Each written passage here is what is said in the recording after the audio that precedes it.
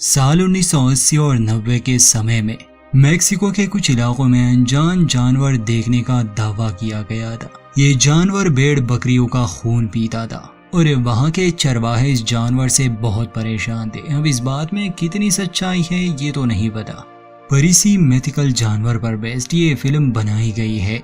Channel को subscribe करना ना भूले। कहानी की शुरुआत होती है साल 1996 से। मेक्सिको के गुफाओं में एक अमेरिकन रिसर्च टीम एक अनजान जानवर के सबूत ढूंढ रहे थे। गुफाओं के दीवारों पर उन्हें चिन्ह मिलते हैं, ऐसे चिन्ह जो उस जानवर होने का सबूत थे।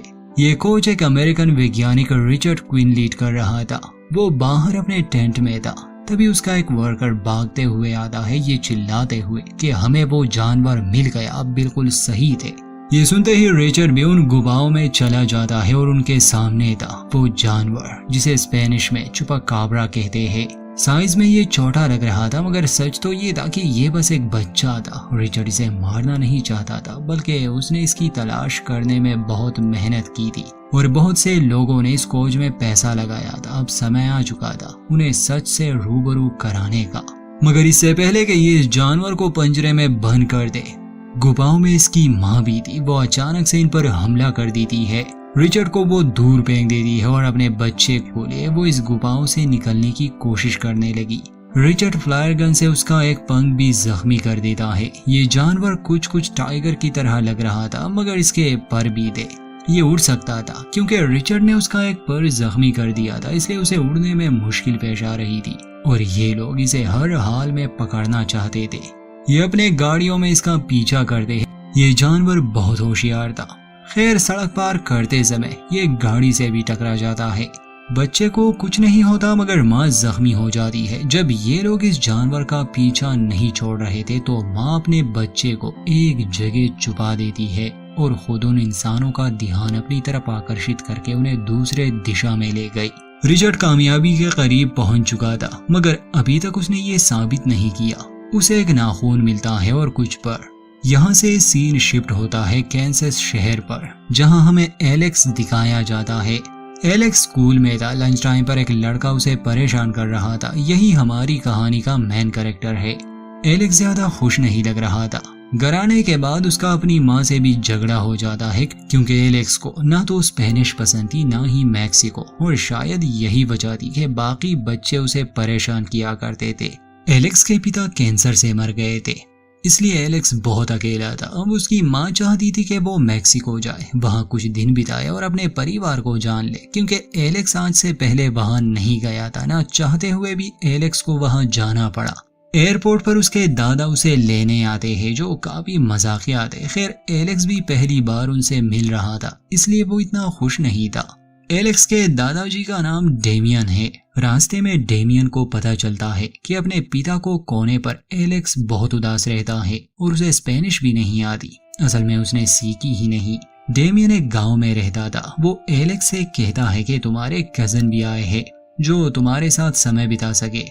घर आने के बाद पहले एलेक्स की मुलाकात नीमो से होती है, जिसे सिर्फ स्पेनिश ही आती थी और वो एक मास्क पहनता था, जैसे वो किसी सुपर हीरो को फॉलो कर रहा हो। मगर जल्दी ही हम जान पाते हैं कि असल में डेमियन एक रेसलर हुआ करता था, वो भी काफी फेमस। एलेक्स की कजन लूना भी यहाँ आई थी। घर में बहुत से मास्क थे, कॉस्ट्यूम्स थे। पुरानी फुटेज दिखाकर एलेक्स को ये पता चलता है कि असल में उसके दादाजी किसी जमाने में काफी मशहूर रेसलर हुआ करते थे। उन्होंने कई फाइट्स जीते थे, मगर फिर एक दिन फाइट के दौरान उसके दुश्मन ने उसे रिंग से बाहर फेंक दिया। डेमियन के सर पर चोट आई। 1 महीने तक वो कोमा में पड़ा रहा। उसका रेसलिंग करियर तो हमेशा के लिए खत्म हो गया और उसके दिमाग पर भी असर पड़ा। अक्सर वो बातें भूल जाते हैं। ये सब जानकर एलेक्स अपने दादाजी की काफी रिस्पेक्ट करने लगा। उस रात एलेक्स को नींद नहीं आती। खिड़की से बाहर झांक रहा था वो, तभी उसे डेमियन दिखा जो फार्म हाउस की तरफ जा रहा था। एलेक्स को शक हो गया, इसलिए वो भी चुपके से उसके पीछे चला गया। उसके दादाजी वहां बैठ जाते हैं, एक म्यूजिक बॉक्स हाथ में लेते हैं और किसी का इंतजार करते हैं। एलेक्स बाहर ही खड़ा था, तभी उसे झाड़ियों में कोई चीज नजर आती है। डर के मारे वो चिल्लाने लगा। डेमियन उसके पास आता है। बच्चे भी जाग जाते हैं, मगर बजाय इसके कि झाड़ियों से सच में कोई खतरनाक जानवर निकलता, वहां से निकलता है खरगोश। जिससे उसके कजन एलेक्स का मजाक उड़ाने लगे। डेमियन एलेक्स से पूछता है कि क्या सच में तुमने उसे देखा, जिस पर एलेक्स को शक होने लगा कि शायद उसके दादाजी कुछ छुपा रहे हैं। वहाँ रिचर्ड को भी इन्वेस्टर्स की तरफ से आखिरी वार्निंग मिल चुकी थी कि अगर उसने जल्दी कुछ नहीं दिखाया तो उसका प्रोजेक्ट हमेशा के लिए बंद किया जाएगा। अगली सुबह जब एलेक्स की आंख खुलती है तो उसके साथ बिस्तर पर वही चुपाकाब्रा नामी जानवर पड़ा था, मगर वो एलेक्स को नुकसान नहीं पहुंचा रहा था। ये देखकर एलेक्स बहुत घबरा जाता है और एलेक्स की ये हालत देखकर वो जानवर भी वहां से भाग गया। बाहर ही लोना बैठी थी, मगर उसने हेडफोन लगाए थे इसलिए उसने कुछ सुना नहीं। एलेक्स भी खुद को पागल साबित नहीं करना चाहता था, इसलिए इस बारे में कोई बात ही नहीं करता।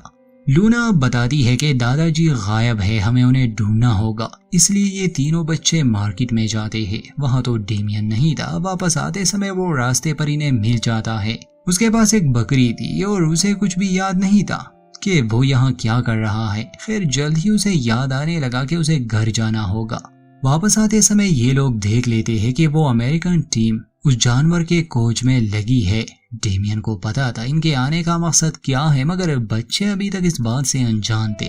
घर आने के बाद एलेक्स लूना को ये बात समझाने की कोशिश करता है कि उनके दादाजी कुछ तो छुपा रहे हैं, शायद वो चुपाकाब्रा को छुपा रहे हैं, मगर लूना को इन बातों पर विश्वास नहीं था। खैर रात को म्यूजिक बॉक्स लिए एलेक्स जाता है उस फार्म हाउस में। म्यूजिक सुनकर वो जानवर बाहर आया। जल्द ही एलेक्स समझ जाता है कि ये उसे नुकसान नहीं पहुंचाएगा। दोनों की दोस्ती हो जाती है।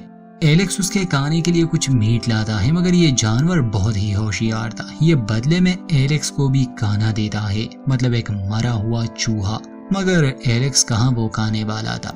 ये चुपाकाब्रा एक बच्चा था। रात को मौसम काफी खराब था। बिजली की आवाज से ये डर रहा था। एलेक्स उसे सहारा देता है। अगली सुबह बाकी बच्चों को भी इस जानवर के बारे में पता चल जाता है। पहले तो उन्हें इससे डर लग रहा था, मगर धीरे धीरे वो इसे अपना दोस्त मानने लगे। और जब डेमियन आता है तो वो सच बता देता है कि कुछ दिन पहले रात को मैं ड्राइव कर रहा था तो इसकी माँ मेरी गाड़ी से टकरा गई थी। मुझे लगा कोई आम सा जानवर होगा, मगर जब मैं घर आ रहा था मैंने कुछ आवाजें सुनी। मुझे ये मिला, मैं इसे घर ले आया। वो अमेरिकन इसे ही लेने आए हैं और शायद वो इसे नुकसान पहुंचाए, इसलिए मैंने इसे यहाँ छुपाया है। बच्चे ये बातें जानकर अब इस जानवर की सुरक्षा करने लगे। बदकिस्मती से उसी दिन रिचर्ड और उसका एक साथी इनके घर आते हैं। असल में डेमियन की कार से नंबर प्लेट गिर गया था।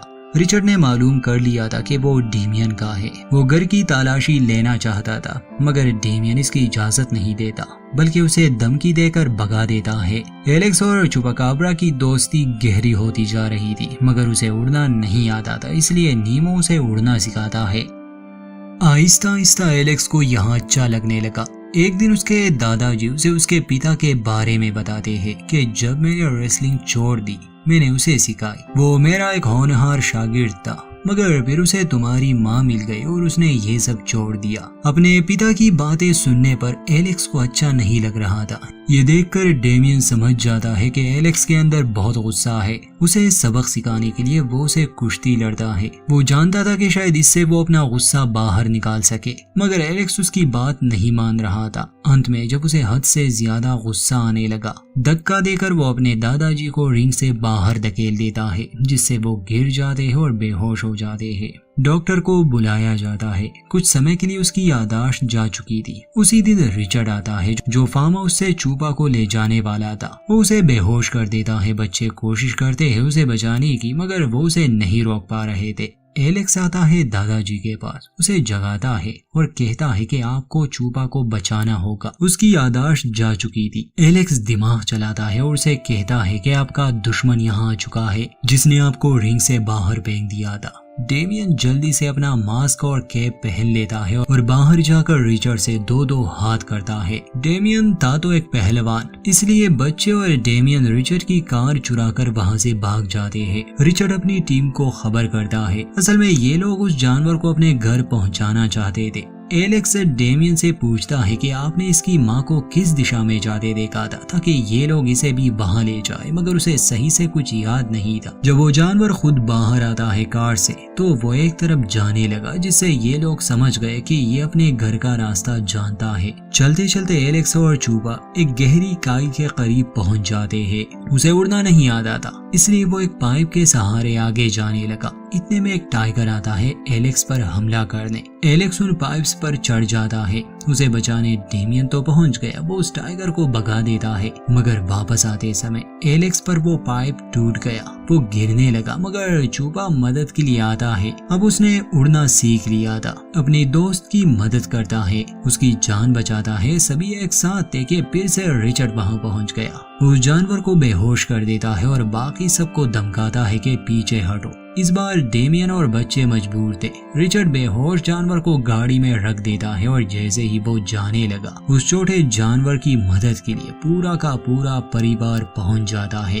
वो रिचर्ड की गाड़ी को तोड़ने लगे। डेमियन और बच्चे ये देख रहे थे। रिचर्ड छोटे जानवर को हाथ में लेता है और बाकी बड़े जानवरों को डराने लगा, मगर तभी डेमियन आता है और रिचर्ड से चूपा को छुड़ा लेता है। आखिर में रेसलिंग का एक दांव से वो उसे वही ढेर कर देता है। वो छोटा जानवर अपने माता पिता को मिल गया। एलेक्स उसे अलविदा कहता है और दोनों अपनी अपनी दुनिया में लौट जाते हैं। कुछ दिन बाद उसे घर आना था। अपने कजन्स के साथ वो काफी खुश था। उसने अच्छा समय बिताया। पहले जब उसे अपना परिवार नहीं पसंद था, अब वो ये सब मिस करेगा। डेमियन उसे जैसे सिखाना चाहता था वो सीख गया। अंत में दोनों एक दूसरे को गुड बाय कहते हैं और एलेक्स अपने घर कैंसस खुशी खुशी वापस आ जाता है। हाँ, वो जानवर अब भी उसका पीछा नहीं छोड़ रहा था। आसमान में वो उसे अपनी एक झलक जरूर दिखाता है और यहीं पर होता है इस फिल्म का दी एंड।